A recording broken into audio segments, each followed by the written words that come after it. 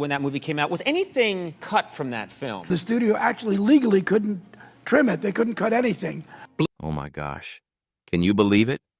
There's a secret in Blazing Saddles, that wild, crazy movie from 1974 that nobody spotted for 50 years. We're talking about a blooper so sneaky, so totally out of place, that it's like finding a hidden toy in your cereal box. This comedy is packed with fart jokes, cowboys speaking Yiddish, and a finale that crashes through the walls of the movie itself. But hidden in all that chaos is one mistake that slipped past everyone: directors, actors, even eagle-eyed fans. Until now. What did Mel Brooks, the genius behind it all, hide in plain sight? Why was a super spicy scene cut before anyone saw it? And how did a random stranger wander into the final shot? Let's dive into this wild ride, uncover the secrets, and feel the excitement of discovering something new in a movie we thought we knew. Buckle up, because this is going to be a fun, emotional journey through one of the funniest films ever made.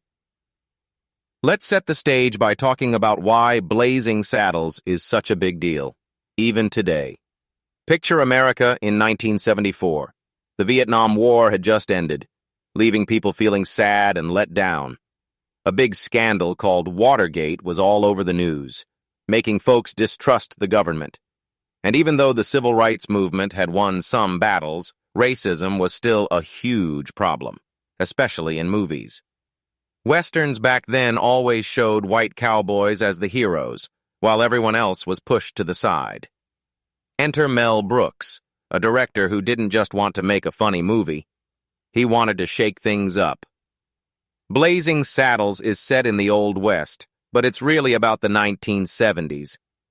It's a story about a sneaky bad guy named Hedley Lamar who wants to scare the people of a small town called Rock Ridge so he can steal their land for a railroad. His plan? Make a black railroad worker named Bart the new sheriff, thinking the townsfolk will freak out and leave. Back then, people could be really mean to anyone who wasn't white, so Hedley thinks he's got it all figured out. But Bart, played by the super cool Cleavon Little, is way smarter and braver than anyone expects. He walks into town with a big smile, ready to prove everyone wrong. At first, the townspeople are mean, throwing insults and trying to chase him away. It's tough to watch, and it makes your heart ache for Bart, but you can't help cheering for him because he's got this spark that says he won't give up. Things get even better when Bart meets Jim, the Waco Kid, played by Gene Wilder. Jim's a former gunslinger who's super fast with his guns, but spends his days drinking in a jail cell, looking sad and lost. When Bart talks to him, sharing his own struggles, they become best friends. It's one of those moments that makes you feel all warm inside. Two guys who don't fit in finding each other. Together, they take on Hedley's goofy gang, led by a giant guy named Mongo, who's so strong he can knock out a horse with one punch. The movie's full of silly stuff like that, like the famous scene where cowboys sit around a campfire, eating beans and making loud fart noises. It's so ridiculous, but it makes you laugh so hard you can't breathe. That's what Blazing Saddles does. It takes serious things like racism and flips them into jokes that make you think while you're giggling. As Bart wins over the town, you feel this big burst of hope, like good can beat evil, even when the odds are bad. It's emotional, it's funny, and it's unlike any Western you've ever seen. Now let's talk about what makes this movie so special.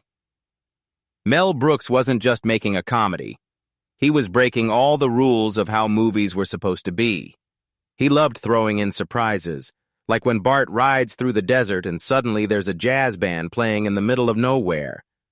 It's so random, but it's Mel saying, "Hey, those old westerns were fake anyway, so let's have fun." The film tackles tough stuff like racism, but it does it with humor that stings and then heals. You feel the hurt of how people treated each other back then, but the laughs make it easier to see how silly hate is. The actors bring it all to life.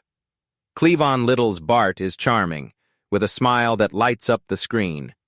Gene Wilder's Jim is quiet and a little sad, but his friendship with Bart feels so real, like they're really buddies off screen, too. Then there's Madeline Kahn as Lily von Stupp, a singer who tries to trick Bart but falls for his kindness. Her funny songs and fake German accent are pure gold. Every time she sings, you can't help but giggle, but you also feel her heart in it. The music swings from twangy Western tunes to jazzy surprises, keeping you on your toes and making your heart race with excitement. Making Blazing Saddles was like a big, messy adventure. Mel Brooks had to fight the studio bosses at Warner Brothers who thought the movie was too wild. They didn't like the rude jokes or the way it made fun of racism. They were scared it would make people mad. Mel even worked with Richard Pryor, a super funny comedian, to write the script, making sure the jokes were sharp but not too mean. Richard was supposed to play Bart, but the studio said no because he'd had some troubles, which was a bummer. Instead, Cleavon Little stepped in, and boy did he shine. Another crazy story is about Gene Wilder. The role of Jim was first given to another actor, Gig Yun, G, but he got sick on the first day of filming, so Mel called Gene in a panic. Gene flew out the next day and nailed it, bringing this calm, funny vibe that made everyone love him.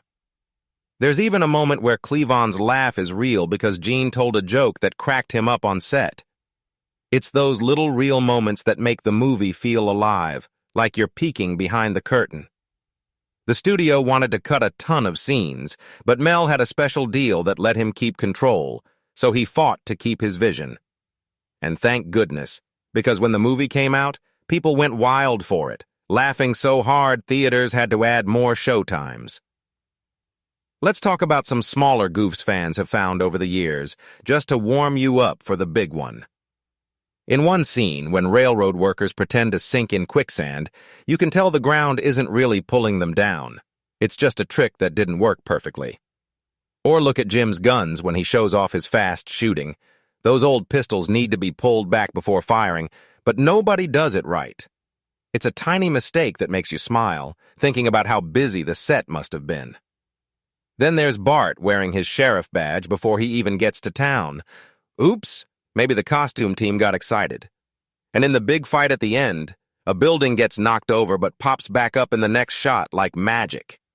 These little slip-ups are like finding hidden treasures, making you love the movie even more because it feels so human. It's emotional to think about all the hard work that went into this wild film, and these mistakes remind us that even the best movies aren't perfect. And that's okay. Now, hold on to your hats, because we're about to get to the huge blooper that nobody noticed until now. The ending of Blazing Saddles is pure craziness, and that's why it's so awesome. The bad guys attack Rock Ridge, but Bart and the townsfolk build a fake town to trick them. When the villains charge in, a massive fight breaks out. Punches, falls, horses everywhere. But then Mel Brooks does something totally nuts. The fight bursts out of the movie set. The characters crash through walls, running into other movie lots at Warner Brothers. They interrupt a fancy musical, throw pies in a cafeteria, and even spill onto the real streets of Hollywood. It's like the movie's saying, "We're done with rules." Your heart's pounding because it's so unexpected, and you're laughing at how free it all feels. Hedley Lamar even jumps into a taxi to escape, and the camera zooms out, showing the chaos taking over. It's emotional because it mixes the fake world of the movie with the real world, making you think about how stories can feel so alive. And right there in that wild street scene is the blooper that's been hiding for 50 years. As Hedley runs for his taxi with cowboys and bad guys fighting all around, look closely at the sidewalk. There's a man in a plain sweater just walking along like it's no big deal. No cowboy hat, no old-timey outfit, no part in the movie.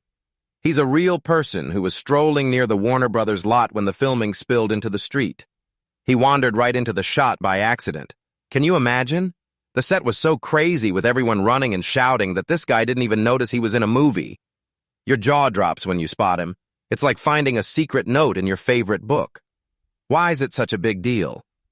Because in a movie all about breaking rules, this mistake fits perfectly. But it wasn't planned. It slipped past the editor, ours the audience, everyone for decades hiding in plain sight. Why didn't anyone see it until now?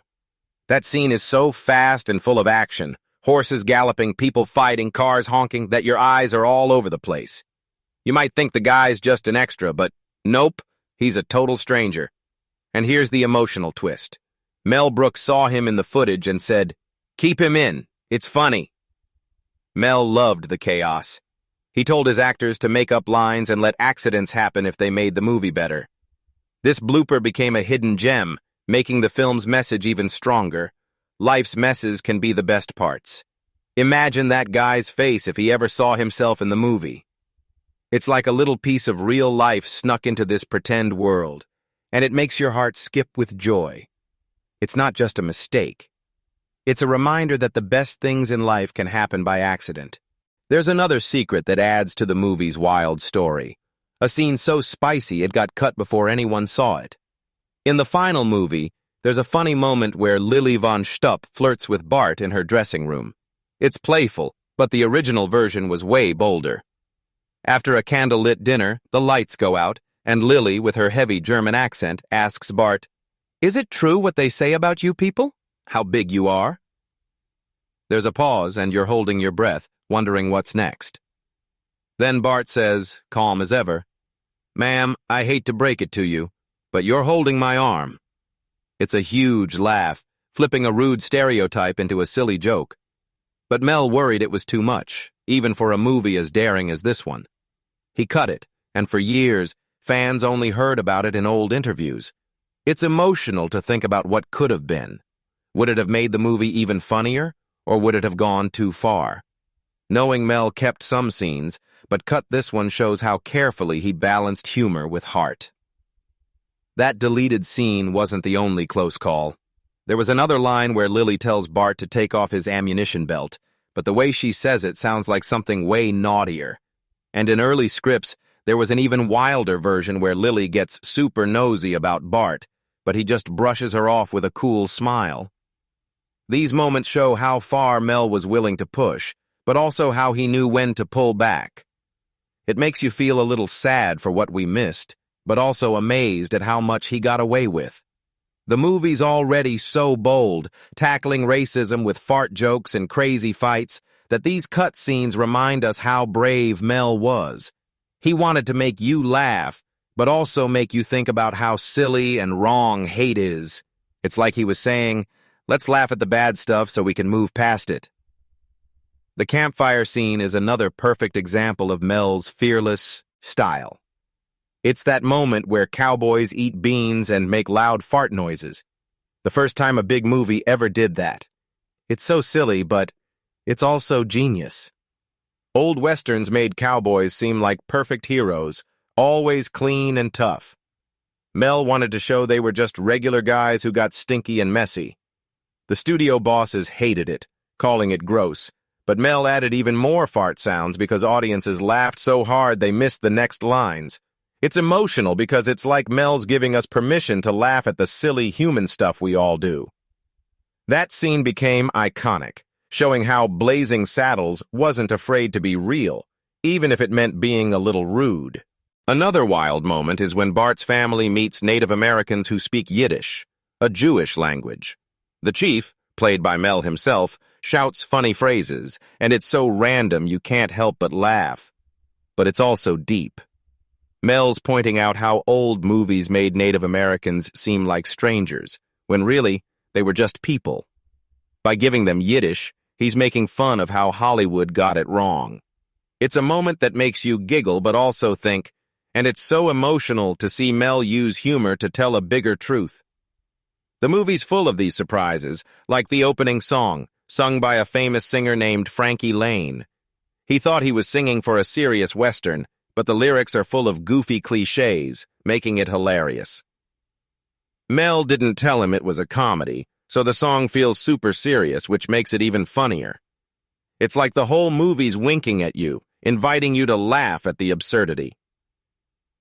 Making Blazing Saddles was a battle. The studio didn't believe in it. One boss even called it career-ending. They wanted to release it in just a few theaters and let it flop quietly. But Mel had a special contract that gave him total control, so he fought for every joke, every scene. When John Wayne, the biggest Western star ever, turned down a cameo because it was too dirty. It showed how risky the movie was. But Mel believed in it, and when it hit theaters, people loved it. It made over $100 million, a huge deal back then, and became a comedy legend. It's emotional to think about Mel, this one guy, standing up to a big studio to make something so daring. He didn't just make a movie, he changed how we think about comedy. The actors made it magical, too. Cleavon Little wasn't the first choice for Bart.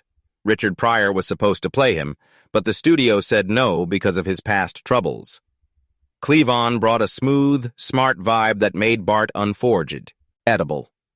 Gene Wilder jumped in at the last second, and his calm, weird energy as Jim was perfect. Harvey Korman as Headley was so dramatic, like a cartoon villain come to life, and Madeline Kahn's Lily stole every scene with her goofy charm. Even Mongo, played by Alex Karras, a football player, was a surprise hit, turning a tough guy into a lovable goof. They all took risks, improvising lines and having fun, which made the movie feel alive. It's emotional to think about how they trusted Mel and each other to make something so bold. So what does this huge blooper mean? It's like a little gift from the past, showing us that even a masterpiece like Blazing Saddles has its imperfections. That random guy in the sweater, strolling through the chaos, is a reminder that life's accidents can be the best parts. The cut scenes, the fart jokes, the Yiddish-speaking cowboys, they all show Mel Brooks's heart, his love for laughter and truth. The movie's not just funny. It's a big emotional hug, saying it's okay to mess up, to be human, to laugh at the world's silliness. Next time you watch, look for that guy in the sweater and you'll feel a spark of joy, like you're in on a secret. It's a movie that loves its flaws, and that makes us love it even more. Wow, wasn't that a wild ride? If you loved uncovering this hidden blooper and diving into the crazy world of Blazing Saddles, please hit that like button. It means the world to us. Share this video with your friends who love a good laugh or a great movie mystery.